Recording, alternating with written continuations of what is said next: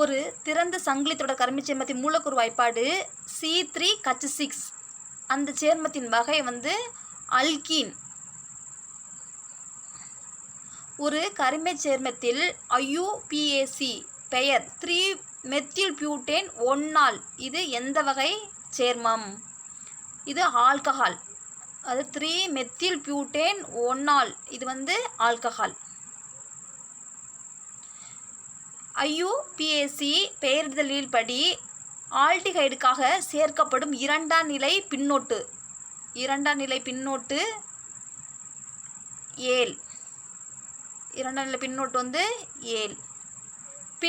பின்வரும் படிவரிசை சேர்மங்களில் தொடர்ச்சியாக வரும் இணை எது? பின்வரும் படிவரிசை சேர்மங்களில் தொடர்ச்சியாக வரும் இணை எது? C3H8 மற்றும் C4H10. ஏ ஆப்ஷன் வந்து கரெக்டு.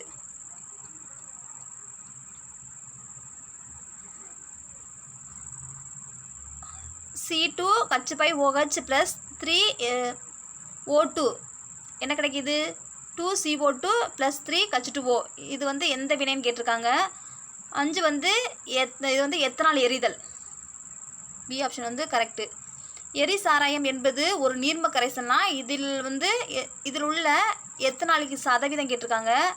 அதாவது 95.5%. எரிசாராயம் என்பது ஒரு நீர்ம கரைசல். இதில் உள்ள எத்தனாய்க்கு சதவீதம் கேட்டாங்கன்னா 95.5%. A option correct. கீழ்கண்டவற்றில் எது வந்து மயக்கமூட்டியாக பயன்படுகிறது? ஈதர். எது மயக்கமூட்டியாக பயன்படுத்துகிறாங்கன்னா ஈதர். TFM என்பது சோப்பின் எந்த பகுதி பொருளை குறிக்கிறது? இந்த சோப்பில் என்ன போட்டிருப்பாங்கள்ல, TFM எவ்வளவு இருக்குது அப்படின்னு சொல்லி போட்டிருக்காங்கள்ல, அது வந்து எந்த பகுதியை குறிக்கிறது அப்படின்னு கேட்டாங்கன்னா கொழுப்பு அமிலம். எவ்வளவு அந்த சோப்பில் கொழுப்பு இருக்குது அதை குறிக்கிறது தான் TFM. கீழ்கண்டவற்றில் டிடர்ஜென்ட்டை பற்றி தவறான கூற்று கேட்டிருக்காங்க. இது வந்து நீண்ட சங்கிலி அமைப்பை பெற்ற கொழுப்பு அமிலத்தின் சோடிய உப்பு. டிடர்ஜென்ட் இருக்குன்னா கொழுப்பு சேர்க்க மாட்டாங்க, அதான் தவறானது. அப்போ எதெல்லாம் இருக்குன்னு பார்த்தலாம். சல்போனிக் அமிலத்தின் சோடியம் உப்பு இருக்கும். சல்போனிக் அமிலத்தில் அந்த சோடியம் உப்பு. டிடர்ஜென்ட் அயனி வந்து SO3 - Na+ அது இருக்கும். கடின நீரில் வந்து சிறப்பாக செயல்படணும், நல்லா வரணும். இதுதான் வந்து டிடர்ஜென்ட்ன்றது. கொழுப்பு வந்து எதில் இருக்குன்னா நம்மளுக்கு குளிக்கிற சோப்பில் தான் இருக்கும். இது வந்து கொழுப்பு அமிலத்தின் சோடிய உப்பு, அது வந்து இல்லாதது ஒன்று. பொறுத்துக்க பார்த்துடலாம். வினை செயல் தொகுதி OH, அதுக்கு வந்து ஆல்கஹால். OH வந்தாவே நம்ம வந்து ஆல்கஹால் போட்டுடலாம். பல்லின வளைய சேர்மங்கள் வந்து பியூரான். பல்லின வளைய சேர்மங்கள் வந்து பியூரான். நிறைவுறா சேர்மங்கள் வந்து ஈத்தீன். ஈத்தீன். சோப்பு வந்து பொட்டாசியம் ஸ்டிரேட். கார்போ வளைய சேர்மங்கள் வந்து பென்சின். நம்மளுக்கு வந்து வளையம் வந்தாவே பென்சின் போயிடலாம், அது ஈஸியாக வளையம் கண்டுபிடிச்சிடலாம். அது மாதிரி இந்த வினைச்சல் OH தொகுதியும் கண்டுபிடிச்சிடலாம். சோப்பு வந்து பொட்டாசியம் டிரைட் வந்து கண்டுபிடிச்சிடலாம். இதில் வந்து பல்லின வளைய சேர்மங்கள் ஈத்தீன். வளைய சேர்மம் ஈத்தீன். நிறைவுறா சேர்மம் வந்து பியூரான். அப்போ வந்து ஆப்ஷன் வந்து ஏ வந்து கரெக்டு. கூற்று பார்த்தலாம். கடின நீரில் சோப்பை விட டிடர்ஜென்ட்டுகள் வந்து சிறப்பாக செயல்புரிகின்றன. காரணம் வந்து டிடர்ஜென்ட்டுகள் வந்து கால்சியம் மற்றும் மெக்னீசியம் உப்புக்களை வந்து வீழ்படிவு செய்வதில்லை. ஏ கூற்று மற்றும் காரணம் சரி. காரணம் என்பது சரியான விளக்கம். அதாவது என்ன சொல்கிறாங்கன்னா, கடின நீரில் சோப்பை விட வந்து டிடர்ஜென்ட்டுகள் வந்து சிறப்பாக செயல்படும். கடின நீரில் டிடர்ஜென்ட் வந்து கால்சியம் மற்றும் மெக்னீசியம் உப்புக்களை வந்து வீழ்படிவு செய்வதில்லை. அப்போ ரெண்டுமே கரெக்டு. அடுத்து 12வது கொஸ்டின் பாருங்கள். அல்கேன்கள் நிறைவுற்ற ஹைட்ரோகார்பன்கள். காரணம் வந்து ஹைட்ரோகார்பன்கள் சகை பிணைப்பை பெற்றுள்ளது. இது வந்து கூற்று மற்றும் காரணம் சரி. காரணம் என்பது சரியான விளக்கம் இல்லை. ஆனால் ரெண்டுமே கூற்று காரணம் சரிதான், ஆனால் சரியான விளக்கம் கிடையாது. இதுக்கேற்ற அது விளக்கம் கிடையாது. பி வந்து கரெக்டு. அல்கேன்கள் வந்து நிறைவுற்ற ஹைட்ரோகார்பன்கள் தானே. அல்கேன் வந்து நிறைவுற்ற ஹைட்ரோகார்பன்கள் வந்து சகை பிணைப்பை பெற்றுள்ளன. ஆனால் சரியான விளக்கம் கிடையாது, ரெண்டுமே கரெக்டு. ஆனால் அடுத்து பாருங்கள். கரிமச் சேர்மம் அனைத்திலும் நீரில் கரையும் தன்மையுடையது. கரிமச் சேர்மங்கள் அனைத்துமே நீரில் கரையும் தன்மையுடையது கொடுத்துருக்காங்க. ரெண்டாவது கூற்று வந்து அல்கீன்கள் வந்து CnH2n வந்து என்ற பொதுவான வாய்ப்பாட்டினால் குறிக்கப்படுகிறது. அது 2 மட்டும்தான் சரி. அல்கீன்கள் வந்து CN H2N என பொதுவான வாய்ப்பாட்டெலாம் குறிக்கப்படுகிறது. அல்கீன்கள் வந்து CN H2N வந்து பொதுவான வாய்ப்பாட்டெலாம் குறிக்கப்படுகிறது. கூற்று வந்து டி ஆப்ஷன் கரெக்டு. கூற்று 2 மட்டும் சரி. அடுத்து வந்து சரியான விடையளிக்கம் கொடுத்துருக்காங்க. ஃபஸ்ட் பாயிண்ட் பாருங்கள். எஸ்டர்கள் வந்து COH என்று குறிப்பிடப்படுகின்றன. பல படிவரிசையில் உள்ள சேர்மங்கள் ஒரே வினைச்செயல் தொகுதியை பெற்றுள்ளன. அதாவது 2 மட்டும் தான், இதுக்கும் 2 மட்டும் தான் கரெக்டு. அதாவது படிவரிசையில் உள்ள சேர்மங்கள் ஒரே வினைச்செயல் தொகுதியை பெற்றுள்ளது. அந்த படிவரிசையில் உள்ள சேர்மங்கள் வந்து எல்லாமே ஒரே வினைச்செய்தியை பெற்றுள்ளது. டி வந்து கரெக்டு. பின்வரும் நோட்டில் அரோமேட்டிக் சேர்மங்கள் எவை? எது அரோமேட்டிக் சேர்மங்கள் கேட்டிருக்காங்க? பென்சின். அரோமேட்டிக் சேர்மங்கள் வந்து பென்சின். அடுத்து கூற்று 1 கொடுத்துருக்காங்க. TFM என்றால் மொத்த கொழுப்பு பொருட்களின் அளவு. கூற்று 2 வந்து இது சோப்பின் தரத்தை குறிக்கக்கூடிய முக்கிய அம்சமாகும் அப்படி கொடுத்துருக்காங்க. இது வந்து 2மே சரிதான். TFM என்றால் வந்து மொத்த கொழுப்பு, அந்த சோப்பில் வந்து எவ்வளோ கொழுப்பு இருக்குது, மொத்த கொழுப்பு பொருட்களின் அளவு. இது வந்து சோப்பின் தரத்தை, அதை வச்சு தான் சோப்பு தரத்தை வந்து குறிக்கக்கூடிய ஒரு முக்கிய அம்சம் வந்து, அதனால தான் சோப்பில் போட்டிருக்காங்க TFM எவ்வளோ % அப்படி போட்டிருப்பாங்க. அப்போ வந்து ஏ வந்து 2மே சரிதான். சலவை இயந்திரங்களில் அரிப்பு ஏற்படாமல் பாதுகாக்க பின்வரும் சேர்க்கப்படுகிறது. Sodium silicate. சலவை இயந்திரங்களில் வந்து அந்த அரிப்பு ஏற்படாமல் பாதுகாக்க வந்து அதில் என்ன சேர்க்குறாங்கன்னா சோடியம் சிலிக்கேட். சலவை இயந்திரங்கள் வந்து அரிப்பு ஏற்படாமல் இருக்க வந்து சோடியம் சிலிக்கேட். டிடர்ஜென்ட் துகள் கெட்டியாகாமல் தடுக்க வந்து என்ன சேர்க்குறாங்க அப்படின்னு பார்த்தோம்னா சோடியம் சல்பேட். டிடர்ஜென்ட் துகள் வந்து கட்டியாகாமல் தடுக்க வந்து பயன்படுத்துவது வந்து சோடியம் சல்பேட். ஏ ஆப்ஷன் வந்து கரெக்டு. துணிகள் பளிச்சிடுவதற்கு பயன்படுத்தப்படுவது. துணிகள் வந்து ரொம்ப பளிச்சிடுவதற்கு வந்து பயன்படுத்தப்படுவது ப்ளூராசென்ட் வெண்மை ஏற்றிகள். அது வந்து ப்ளூ. அதில் கூட வந்து அந்த சோப்பு தூள்னா என்ன கிடைக்கும்? அந்த ப்ளூ கலரில் ஒன்று கிடைக்குமா? அதான் ப்ளூராசென்ட் வெண்மை ஏற்றிகள். துணிகள் பளிச்சிடுவதற்கு வந்து பயன்படுத்துவது வந்து ப்ளூரசென்ட் வெண்மை ஏற்றிகள் வந்து அதில் சேர்க்குறாங்க. உடலினை சுத்தப்படுத்துவதற்கு இந்த வகை சோப்பினை பயன்படுத்தலாம். மென் சோப்பு. உடலினை சுத்தப்படுத்துறதுக்கு வந்து நம்ம கடின சோப்பை பயன்படுத்தலாம். மென் சோப்பு வந்து பயன்படுத்தலாம். எண்ணெய் மற்றும் அல்லது கொழுப்பினை பொட்டாசியம் உப்பினை பயன்படுத்தி சோப்பாக்கள் வினை உட்படுத்தும் போது கிடைப்பது வந்து மென் சோப்பு. எது மென் சோப்பு சொல்லனா? எண்ணெய் அல்லது கொழுப்பினை பொட்டாசியம் உப்பினை பயன்படுத்தி சோப்பாக்கள் வினை உட்படுத்தினா வந்து மென் சோப்புக்கு நம்மளுக்கு கிடைக்கும். ரத்தம் மற்றும் காய்கறி சாறு போன்ற கரைகளை நீக்க சேர்க்கப்படுவது வந்து நொதிகள். அது என்ன சேர்க்குறாங்கன்னா அதை நீக்கிறதுக்கு ரத்தம் மற்றும் இரத்தக்கரை, அந்த காய்கறி சாறு கரை அதை நீக்கிறதுக்கு வந்து என்ன சொல்கிறாங்கன்னா நொதிகள் வந்து சேர்க்கப்படுகிறது. கீழ்கண்டவற்றில் எது எல்லா சமையல் எண்ணெய்களிலும் லிப்பிடுகளிலும் உள்ளது? அதாவது கீழ்கண்ட எல்லா சமையல் எண்ணெய்களிலும் லிப்பிடுகளிலும் எது உள்ளது அப்படின்னு பார்த்தோம்னா எஸ்டர். அதெல்லாம் சமையல் எண்ணெய்லாம் லிப்பிடில் எது இருக்குன்னா எஸ்டர். எஸ்டர். உணவு சேர்க்கையாகவும் சுவையூட்டியாகவும் மற்றும் உணவு பதப்படுத்தியாகவும் பயன்படுவது நீர்த்த அசிட்டிக் அமிலம். பெரும்பாலும் கெடாமல் இருக்கிறதுக்கு நம்ம அசிட்டிக் அமிலம் தான் சேர்ப்போம். உணவு சேர்க்கைக்காகவும் சுவையூட்டிக்காகவும் மற்றும் உணவு பதப்படுத்துறதுக்கு வந்து அசிட்டிக் அமிலம், அது நீர்த்த அசிட்டிக் அமிலம். அடுத்து கூற்று 1 பாருங்கள். எத்தனாய்க் அமிலம் நிறமற்ற விரும்பத்தகாத மனமுள்ள ஒரு நீர்மம். இது இனிப்பு சுவை உடையது. இப்படி வந்து கூற்று 1 மட்டும்தான் சரி. இதில் வந்து கூற்று 1 மட்டும் சரி. அதாவது எத்தனாய்க் அமிலம் வந்து நிறமற்ற விரும்பத்தகாத மனமுள்ள நீர்மம். கூற்று 1 மட்டும் சரி. அடுத்து பொறுத்து கொடுத்துருக்காங்க.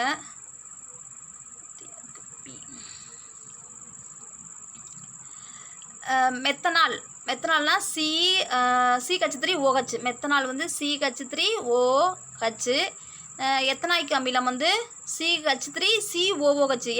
மெத்தனாய்க்கு வந்து CH3OH ஒரு ஹைட்ராக்சைடு தான். இது வந்து எத்தனாய்க்கு அமிலம் CH3COOH. புரோப்பனேன் வந்து CH3COCH3. இங்கேயும் CH3 லாஸ்ட்லேயும் CH3. புரோப்பனேன்னா CH3 லாஸ்ட்லேயும் CH3. Fourth option. மெத்தனாய்க் அமிலம் வந்து HCOH. ஃபஸ்ட்லேயும் H லாஸ்ட்லேயும் H. மெத்தனாய்க் HCOOH.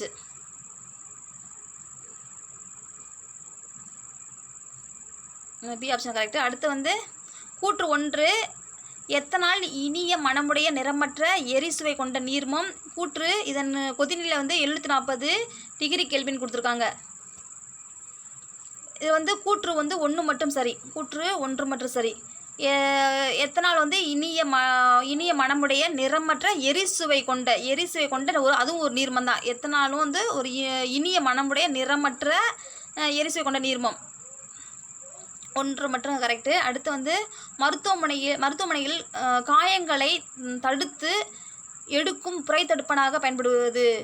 மருத்துவமனையில் காயங்களை தடைத்து எடுக்கும் புரைத்தடுப்பனாக பயன்படுவது. இது வந்து எத்தனால்.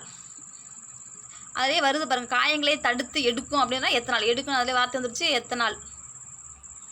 கூற்று 1 எத்தனாய்க் அமிலம் பொதுவாக அசிட்டிக் அமிலம் எனப்படுகிறது. எத்தனாய்க் அமிலம் வந்து பொதுவாக அசிட்டிக் அமிலம் எனப்படுகிறது. கூற்று 2 வந்து இது கார்பாக்சிலிக் அமிலம் தொகுதியை சார்ந்தது.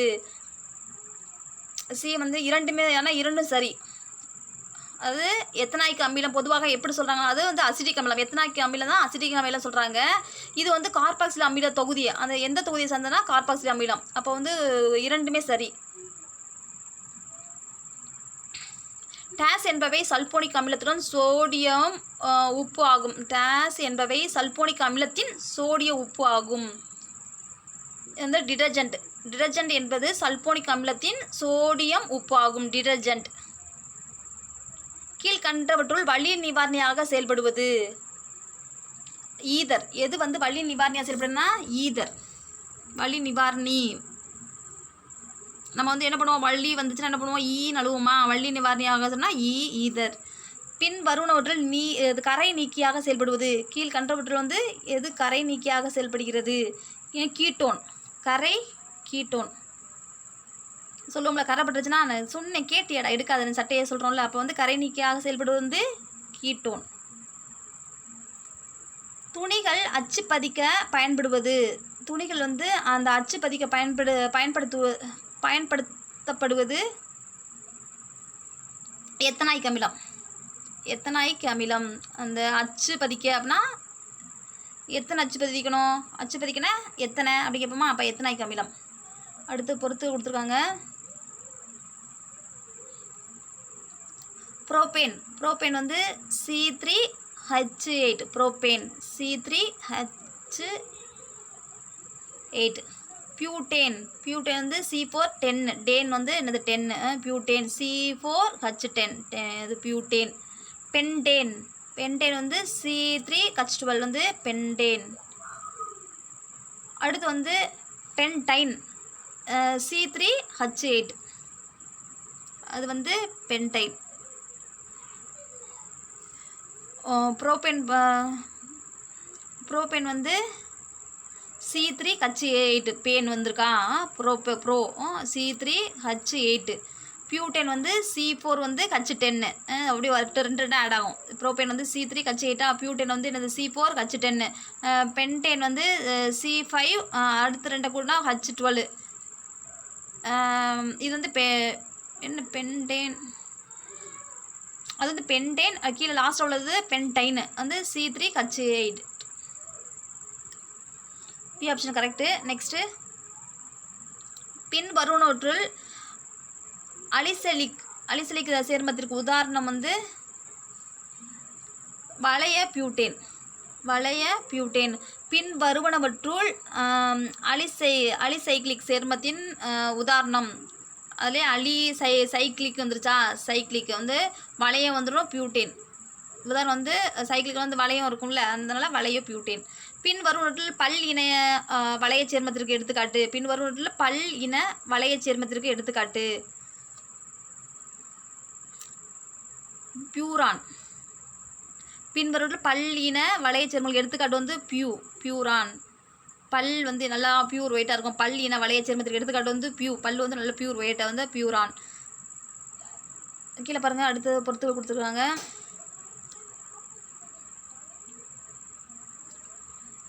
இப்போ வந்து ஈத்தீன் வந்து C2H4. ஈத்தீன் வந்து C2H4 ஈத்தீன். பியூட்டீன் வந்து C4H8 பியூட்டீன். புரோப்பீன் வந்து C3H6. பென்டீன் வந்து 3C5H10. ஆப்ஷன் பி வந்து கரெக்டு. எஸ்டரின் பொதுவான வாய்ப்பாடு. எஸ்டரின் பொதுவான வாய்ப்பாடு RCOOR. ஆறில் ஆரம்பிச்சிருக்கு. எல்லாமே 2 ஆப்ஷன்லேயும் ஆறில் ஆரம்பிச்சு ஆறில் முடிச்சிருக்கு. அதில் வந்து COO இருக்கு. RCOOR வந்து என்ன எஸ்டரின் பொதுவான வாய்ப்பாடு. ஆப்ஷன் ஏ வந்து கரெக்டு. ஈதரின் வினைச்செயல் தொகுதி. ஈதரின் வந்து வினைச்செயல் தொகுதி வந்து OR. ஈதரின் தொகுதி கேட்டானா அது OR தொகுதி. லாஸ்ட்டில் வந்து ஓரில் முடியுது OR. ஈதரின் வந்து வினைச்செயல் தொகுதி பார்த்தோன்னா OR. மெத்தில் அசிட்டேட் பின்வரும் எந்த சேர்மத்தை சார்ந்தது? மெத்தில் அசிட்டேட் வந்து எந்த சேர்மத்தை சார்ந்தது அப்படின்னா எஸ்டர் சேர்மம். அசிட்டேட் வந்து பின்வரும் மெத்தில் அசிட்டேட் வந்து எந்த சேர்மத்தை தான் எஸ்டர் சேர்மம். பின்வருவனவற்றில் நிறைவுற்ற சேர்மம் எது? பின்வருவனவற்றில் நிறைவுற்ற சேர்மம்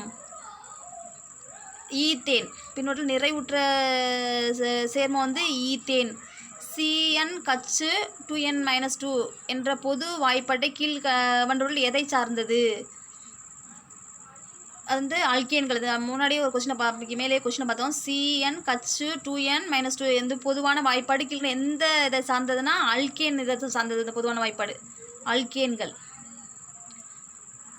அடுத்து சலவையின் போது சில வகை கரைகளை நீக்க பயன்படுவது சோடியம் பெர்போரேட்டு. அதாவது சலவையில் வந்து போது சில வகை கரைகளை நீக்க வந்து என்ன பண்ணுவோம்? Sodium perborate. ஆல்டிகைடின் பொதுவான வாய்ப்பாடு.